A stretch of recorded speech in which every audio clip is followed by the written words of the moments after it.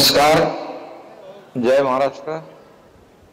अंमळनेर येथे होत असलेल्या 97व्या अखिल भारतीय मराठी साहित्य संमेलनाच्या समारोप प्रसंगी उपस्थित असलेल्या विधान परिषदेच्या उपसभापती डॉक्टर नीलमताई गोरे, मंत्रिमंडळातील माझे सहकारी माननीय दीपकजी केसरकर, माननीय अनिल पाटील, माननीय गुलाबराव पाटील, खासदार उन्मेष पाटील, संमेलनाध्यक्ष डॉक्टर रवींद्र शोभने, महामंडळाच्या अध्यक्षा डॉक्टर उषा तांबे, महामंडळाच्या कार्यवाह डॉक्टर उज्ज्वला मेहेंदळे, श्रीयुत प्रकाश पागे, कार्याध्यक्ष डॉक्टर अविनाश जोशी, समन्वयक डॉक्टर नरेंद्र पाठक, राजेंद्र भामरे, बजरंग शेठ अग्रवाल, नीरज अग्रवाल, साहित्य महामंडळाचे सर्व सदस्य, संमेलन यशस्वी करणारे शेकडो कार्यकर्ते आणि साहित्यप्रेमी बंधू भगिनींनो, आज 97व्या अखिल भारतीय मराठी साहित्य संमेलनाच्या निमित्ताने उपस्थित सर्व साहित्यिक आणि साहित्यप्रेमींचं मी सर्वप्रथम मनापासून स्वागत करतो.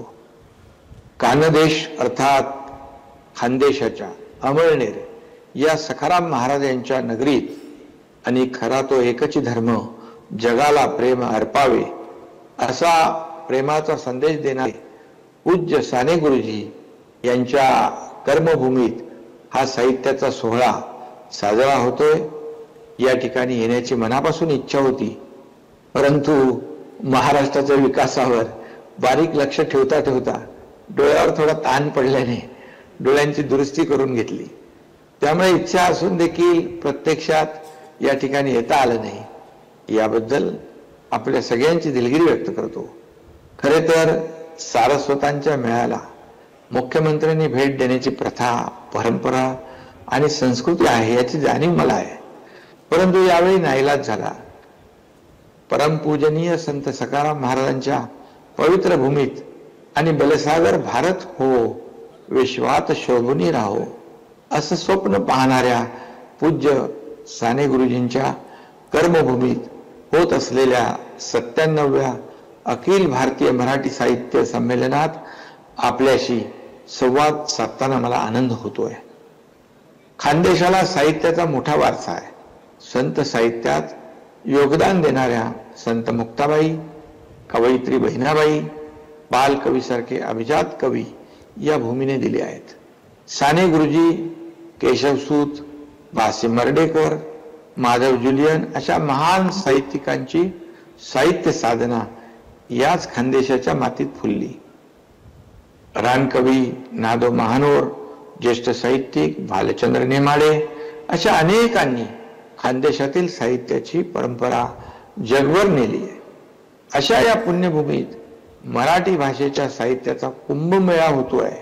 याबद्दल अंमळनेरकरांचे आणि खानदेशवासियांचेही मनापासून अभिनंदन. साहित्य संमेलन ही आपली थोर परंपरा आहे. सांस्कृतिक विचारांची ही गंगा अखंड वाहते आहे. आता आपण 100व्या साहित्य संमेलनाकडे वाटचाल करतो आहोत. 100वं साहित्य संमेलन हे जागतिक स्तरावर नावाजलं जाईल एवढ्या मोठ्या प्रमाणावर ते आयोजित केलं गेलं पाहिजे. महाराष्ट्र शासन 100व्या साहित्य संमेलनातही सर्वतोपरी सहकार्य करेल अशी ग्वाही मी देतो. कारण त्यावेळी आमचं सरकार असेल याबद्दल शंका बाळगायचं काहीच कारण नाही. वाल्मिकींनी रामायण लिहिलं. रामायणाचे नायक प्रभू श्री रामचंद्र हे भारतीय जनतेची अस्मिता आहे. प्रधानमंत्री नरेंद्र मोदीजी यांनी अस्मितेचं प्रतीक असलेल्या राम मंदिराची उभारणी केली. महर्षी व्यासांनी महाभारत लिहिलं.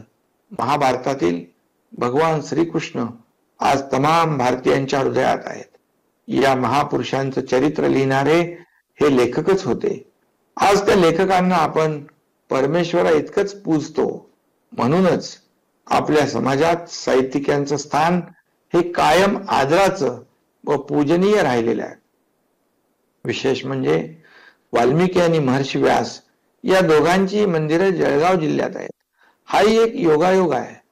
याच वाल्मिकींचे नाव अयोध्येच्या विमानतळाला देऊन आदरणीय मोदीजींनी खानदेशाशी श्रीरामांचे असणारे भावबंध अधिक दृढ केले आहेत.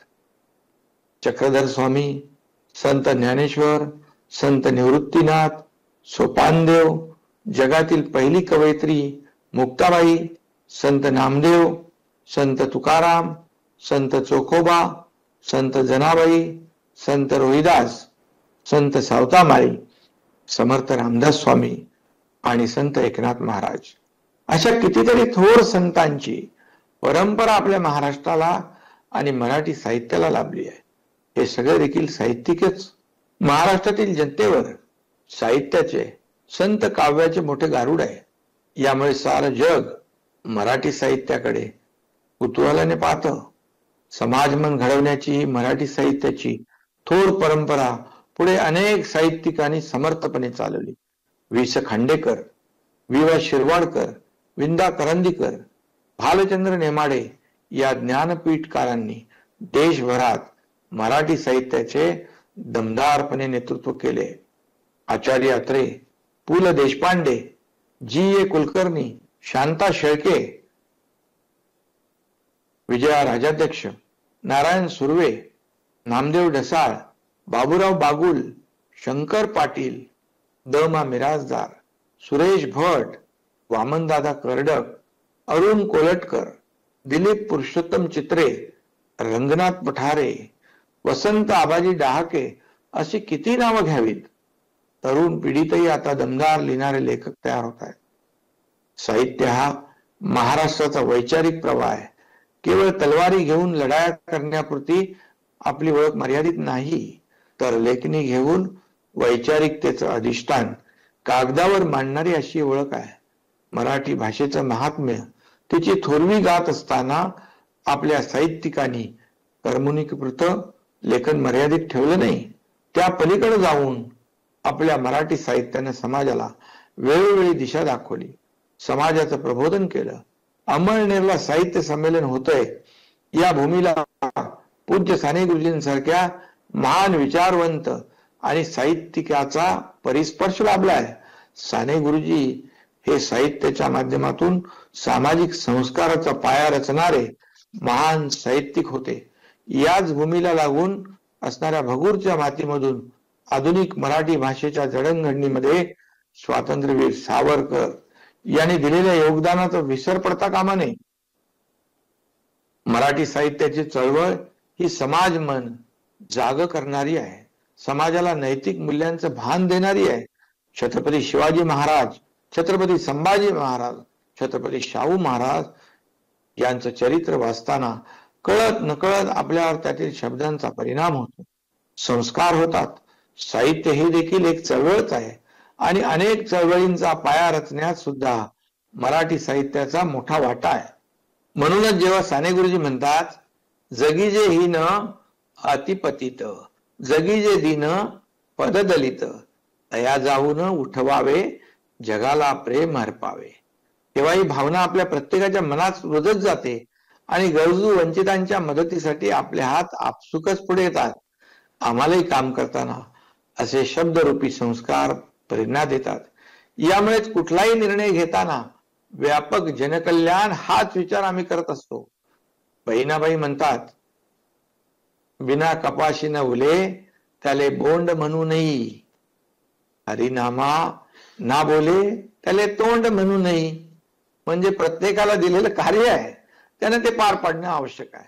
जर ते कार्य त्याच्याकडून होत नसेल तर त्याचा काय उपयोग. अगदी त्याचप्रमाणे आमच्यासारख्या लोकप्रतिनिधींकडून जर लोकहिताचे काम होत नसेल तर त्याचा काय उपयोग. अगदी याच विचारातून आम्ही काम करत आहोत. शासन हे जनतेचं आहे असं जेव्हा आम्ही म्हणतो तेव्हा तसं काम होणं आवश्यक आहे. म्हणूनच शासन आपल्या दारी असो की डीप क्लीन मोहीम असो, हे थेट जनतेच्या जीवनात बदल घडवणारे उपक्रम आम्ही राबवतोय.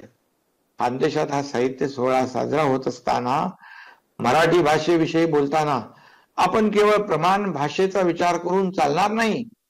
मराठी भाषेत आपले वेगळे स्थान निर्माण करणारी आणि या परिसरातील अहिराणी, तावडी या बोलीभाषा तसेच वराडी, अन्य अशा आपल्या विविध भागातील बोलीभाषा आपल्या माय मराठीला श्रीमंत करतात. हे ध्यानात घ्यावं लागेल. आज मराठी सोबतच ऐराणी भाषेतील गाणी समाज माध्यमावरून जगभर पोचली आहेत, त्यांना लोकप्रियताही मिळते आहे. याचं कारण म्हणजे आपल्या या बोली भाषेतील गोडवा आहे असं मला वाटतं. बोली भाषांचा हा गोडवा प्रमाण भाषेच्या आणि इंग्रजीच्या अवास्तव आग्रहामुळे संपून जाऊ नये यावर या निमित्ताने विचार व्हायला हवा. मराठीला समृद्ध करणाऱ्या या बोली भाषांची वैशिष्ट्ये जपण्याच्या दृष्टीने येथे चर्चा होणे आवश्यक आहे. खरं तर नव्या पिढीतील लेखक आपल्या बोली भाषेविषयी जागरूक होत आहेत. आपल्या साहित्यातून ते त्यांच्या भाषेची ओळख करून देत आहेत. अशा प्रयत्नांना बळ देण्यासाठी साहित्य संमेलनासारख्या मोठ्या व्यासपीठाचा उपयोग व्हायलाच हवा. शासन म्हणून आम्ही काही प्रयत्न करतोय. त्यामध्ये महाराष्ट्रातील प्रत्येक शिक्षणबाह्य शासकीय खाजगी कार्यालयांमध्ये ग्रंथालय सुरू करण्याबाबत पावलं उचलली आहेत. मराठी लोकसाहित्याच्या संशोधन आणि ग्रंथलेखनासाठी विशेष अनुदान देणार आहोत. थोर साहित्यिकांच्या, संतांच्या तसेच ज्ञात अज्ञात लोकांनी लिहिलेल्या दुर्मिळ हस्तलिखितांच्या जतनासाठी विशेष प्रयत्न करून त्याबाबत प्रस्ताव मागवणार आहोत. जिल्ह्याच्या ठिकाणी साहित्य संस्कृती मंडळाच्या माध्यमातून साहित्य संस्कृती भवन उभं करण्याची संकल्पना आहे, ज्याद्वारे जिल्ह्यातील साहित्याचा, कलेचा प्रचार प्रसाराला एक व्यासपीठ मिळेल. प्रकाशन व्यवसायाला प्रोत्साहन देण्यासाठी शासनाकडून सर्वतोपरी मदत केली जाईल. प्रत्येक तालुक्याच्या ठिकाणी ग्रंथ यात्रा अर्थात ग्रंथ प्रदर्शन भरवण्यासाठी प्रोत्साहन दिलं जाईल. अंमळनेर येथे 100 वर्ष जुनं तत्वज्ञान केंद्र आहे. त्याच्या पुनर्विकासाचा प्रस्ताव जर शासनाकडे पाठवला तर त्याचा देखील सकारात्मक विचार केला जाईल. जाता जाता इतकंच सांगेन की आपल्याकडे राजकीय कादंबऱ्या फार लिहिल्या जात नाहीत. सिंहासन, मुंबई दिनांक यासारख्या काही मोजक्या कादंबऱ्या चटकन आठवतात. मला वाटतं अशा दर्जेदार राजकीय कादंबऱ्या लिहिण्यासाठी आजचा एवढा साजेसा काळ यापूर्वी कधी नसेल, बरोबर ना? तेव्हा साहित्यिकांनीही मोठी संधी आहे. खानदेशात होणाऱ्या या संमेलनात मराठी भाषेच्या भवितव्याविषयी सविस्तर चर्चा झाली असेलच. आपण शासनाला आपल्या मागण्यांचे, निर्णयांचे प्रस्ताव पाठवावेत. आम्ही त्यांचा सकारात्मक जरूर विचार करू. धन्यवाद. जय हिंद, जय महाराष्ट्र. एबीपी माझा, उघडा डोळे बघा नीट.